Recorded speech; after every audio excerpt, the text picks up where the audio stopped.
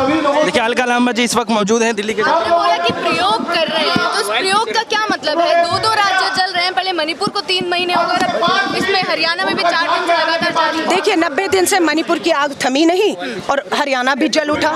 वहाँ 2 समुदायों को लड़ाया जा रहा है, यहाँ 2 धर्मों को लड़ाया जा रहा है। कौन नंगी तलवारें हथियार लेकर धर्म के नाम पर सड़कों पर निकले, कौन निकले? सही है, ऐसी यात्राएं मैं नहीं कह रही। भाजपा के गुरुग्राम से सांसद राव इंद्रजीत ने खुद ही सवाल खड़े किए कि कौन हथियार लेकर नंगी तलवारें लेकर निकलता है। मैं नहीं कह रही हूँ, दुष्यंत चौटाला भाजपा के उप मुख्यमंत्री सरकार में है, उन्होंने ही कहा है कि पुलिस प्रशासन को धोखे में रखा गया है। तो बात यह है कि 24 से पहले भाजपा देश में कई जाति और कई धर्मों के नाम पर इस तरह के उन्माद करा के ध्रुवीकरण करना चाहती है। ये कर्नाटक में भी हुआ। कर्नाटक में बजरंग दल के रोल को देखते हुए, भूमिका को हमारी सरकार में कहा कि कर्नाटक में सरकार आएगी, बजरंग दल पर बैन लगेगा। प्रधानमंत्री जी कर्नाटक में कूदे और कहे नहीं, ये बजरंग दल पर बैन बजरंग बली का अपमान है। मुंह तोड़ जवाब मिला कि ये नहीं है, ये अराजक तत्व है और ये अगर देश को धर्म जातियों के नाम पर नंगी तलवारें लेकर अल्पसंख्यकों को इस तरह से कहेंगे। जाइए ना नू, जाइए अपने उन इलाकों में, है ना, वहाँ के लोग, आज जाटों को कहा गया आप हिंदू एक हो जाइए। मैं सलाम करती हूँ जाट पंचायतें जो हरियाणा की हैं, उन्होंने विश्व हिंदू परिषद बजरंग दल के इस प्रस्ताव को नकार दिया। उन्होंने कहा 75 साल आजादी के हो गए, हम सब एक ही रहे और कभी भी धर्म के नाम पर हरियाणा जला नहीं है। आज हरियाणा को सोचना है कि हरियाणा पे ये धब्बा, ये दाग लगाने का काम डबल इंजन की सरकार।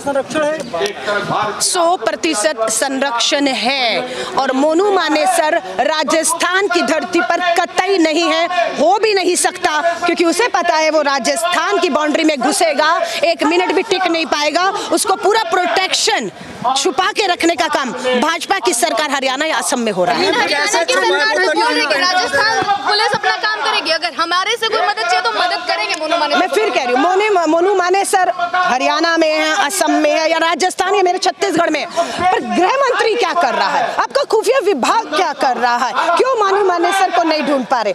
सिद्धू मूसेवाला के हत्यारों को 1 साल बाद पुलिस विदेश जाती है और विश्नोई के भतीजे भांजे को वहां से पकड़ के ला रही है, और यहाँ जो मोनू मानेसर है उसे नहीं पकड़।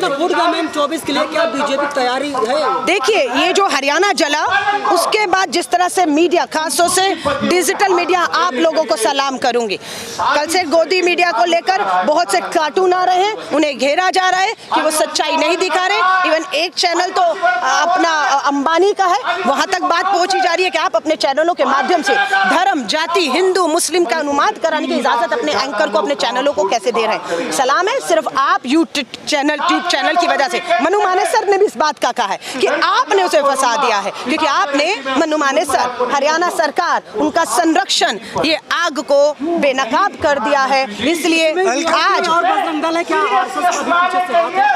पूरा है, मैंने आपको दोबारा दोहरा रही हूँ, भाजपा, आरएसएस, विश्व हिंदू परिषद और बजरंग दल मिलकर 24 से पहले इस देश को दंगों की आग में झोंकना चाहते हैं। उनका कहना है जो बहुमत हिंदुओं का है वो हिंदू एक तरफ हो जाएंगे, अल्पसंख्यक अलग थलग पड़ जाएगा और वो दोबारा सत्ता में आ जाएगा। मैं एक हिंदू हूँ, मैं इससे बिल्कुल इत्तेफाक नहीं रखती हूँ। मैं हर हिंदुओं को कहूंगी, एक रहिए, इस सरकार को उखाड़ फेंकिए जो हम 70% को 30% का डर दिखा रहा है। एक सवाल है, जिस तरह से देखा जा रहा है कि मोनू मानेसर टीवी पे आके धड़ल्ले से इंटरव्यू दे रहा है, लेकिन पुलिस और जो देश का प्रशासन काम मिल नहीं रहा है, ऐसा कैसे? बहुत बड़ा सवाल है, गंभीर सवाल है। देश के गृह मंत्री को, भाजपा का जहां जल रहा हरियाणा, उसके मुख्यमंत्री, उनके गृह मंत्री को मोनू मानेसर नहीं मिलता, लेकिन एक टीवी के ऊपर मोनू मानेसर को इंटरव्यू देते हुए देखा। मालूम है, मैं नाम नहीं ले रही, सबने देखा।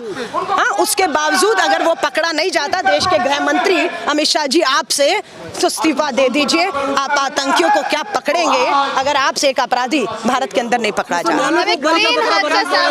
रेल वाला हादसा जो सामने आया, आरपीएफ के जवान ने जो 4 लोगों को मौत के घाट उतारा, तो वहाँ पर जो बयानबाजी आई कि हिंदुस्तान में रहना है तो बीजेपी को वोट देना है, मोदी योगी को वोट। देखिए, आपको इस बात से समझ आ जाएगी, जो रेलवे सुरक्षा बल का जो जवान है उसने क्या बोला। उसने मुस्लिम 4 या 5 लोगों को मौत के घाट उतारा, 4, जिसमें से 3 मुस्लिम, और ये कहते हुए कि हिंदुस्तान में रहना है, मोदी योगी को वोट करना है और पाकिस्तान। ये नफरत का भर दिया गया है, भर दिया गया। और ऐसे बहुत घातक मानव, मैं कहती हूँ मानव क्या कहें, एक बम हाँ यहाँ हमारे आसपास घूम रहे हैं। उनके दिमाग में, उनके दिलों में इतनी नफरत और हेट पहुंचा दी गई है सिर्फ सत्ता वापस हासिल करने के लिए। मैं सबको कहूंगी, हिंदू आप भी हैं, हिंदू मैं भी हूं, और ये हिंदू मुस्लिम की लड़ाई नहीं, इस देश की लड़ाई है। राहुल गांधी जी की भारत जोड़ो यात्रा भी इसी मकसद से निकाली गई थी, क्योंकि हमें पता था 24 आ रहा है, ये देश को आग में झोंका जाएगा। आपसे फिर कहूंगी,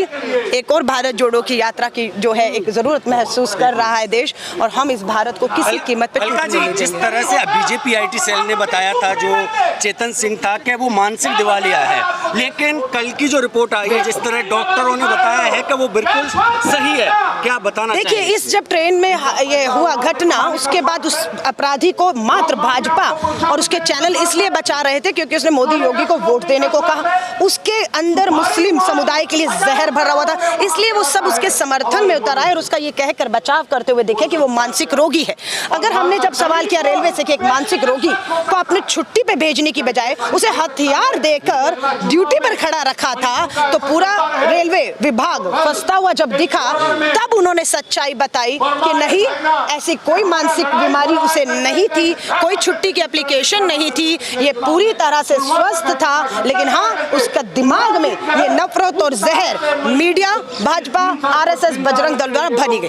देखिए, हम सबको, मैं तो हम कांग्रेस में भी चर्चा हो रही है कि जितने चैनल, जितने एंकर सिर्फ हिंदू मुस्लिम लड़ाने की बात कर रहे हैं, उन चैनल्स का बॉयकॉट किया जाए। राष्ट्रीय पार्टी भारतीय राष्ट्रीय कांग्रेस, 2024 का चुनाव है, मत है, हमें अपनी बात को रखना है, लेकिन कुछ लोगों का मत है नहीं, इनकी दुकानें बंद होनी चाहिए, गोदी मीडिया की, हमें इन डिबेट में नहीं जाना चाहिए। और मुझे लगता है ये यूट्यूब चैनल का अब समय है, लोग आपको देखना ज़्यादा पसंद कर रहे हैं, टीवी चैनल लोगों ने बंद कर दिए हैं, और हमारी भी कोशिश है। क्या आज से आप डिबेट में किसी की बहिष्कार करेंगे? अभी एक राष्ट्रीय चैनल पे 2 दिन पहले डिबेट थी, मैं जैसे ही उस पे बैठी, सामने से 3 भाजपा के, बजरंग दल, विश्व हिंदू परिषद के जहरीले उगलने वाले लोगों को बुलाया गया। मैंने 1 मिनट में चैनल की लाइव डिबेट आज तक पर थी, छोड़ दी उसको, और पार्टी को इसका कहा कि कम से कम आप मजबूर मत करिएगा कि मैं इन चैनलों पे जाऊं। ऐसे एंकर और ऐसे लोगों के साथ हम बात करें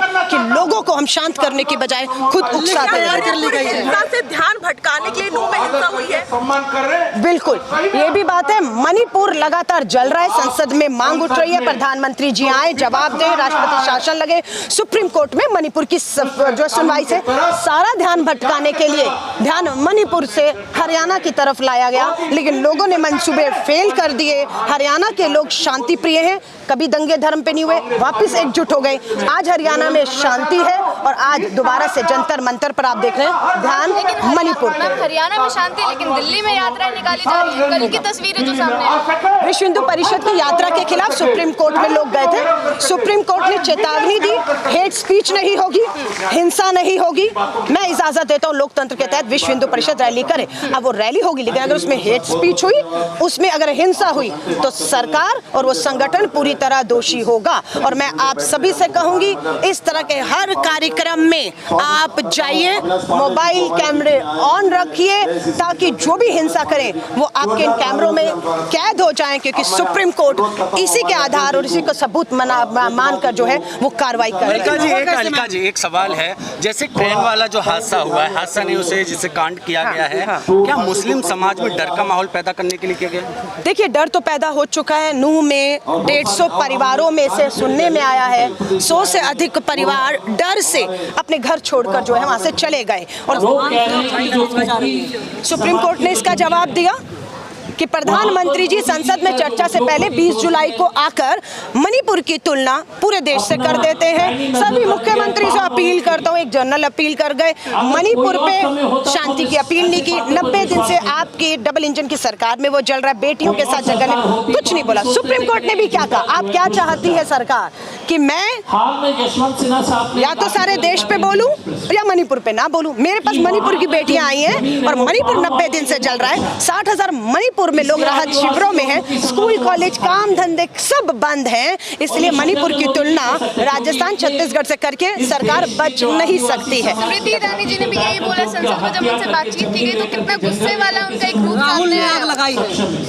सुना आपने, और फिर निर्मला सीतारमण जी ने पलट कर भी तो देखा कि मणिपुर की आग में अभी तक तो पंडित जवाहरलाल नेहरू जी इनके हर चीज के पीछे दोषी थे। आज मणिपुर की आग में मीडिया के बीच में, आप सबके बीच में राहुल गांधी जी के खुली किताब की तरह गए, कहाँ गए, किनसे मिले, क्या बात हुई, गवर्नर को सब है। अब ये बौखलाहट है। स्मृति ईरानी महिला बाल विकास मंत्री के तौर पर पूरी तरह फेल हो गई है। मैंने उनको याद दिलाया कि अब आप सास और बहू के सीरियल में नहीं है, आपकी नौटंकी नहीं चलेगी। आप महिला बाल विकास मंत्री हैं, संसद में खड़ी है, संवेदनशीलता गंभीरता दिखाइए, मणिपुर पर बोलिए और मणिपुर जाइए, उन दोनों बेटियों से मिलिए, सुप्रीम कोर्ट की दहलीज पे खड़ी है। तो एक्टिंग, ड्रामा, जुमले, अब इसका अंत होने वाला है और इसके लिए आप सभी बधाई के पात्र हैं। ये लोकतंत्र की चौथी लड़ाई, जो चौथा स्तंभ है, वो आप लोग भी लड़ रहे हैं। ये दिख रहा है कि हमारी आवाज, विपक्ष की आवाज, देश की इस आबादी की आवाज लोगों तक पहुंच पा रही है। बहुत बहुत मैडम एक लास्ट, तो जैसा कि हम सभी ने जो है अभी अलका लांबा जी से बात किया, उन्होंने जो है सब कुछ जो है बताया कि मणिपुर में किस तरीके से जो है राहुल गांधी जाते हैं, कैसे बातचीत करते हैं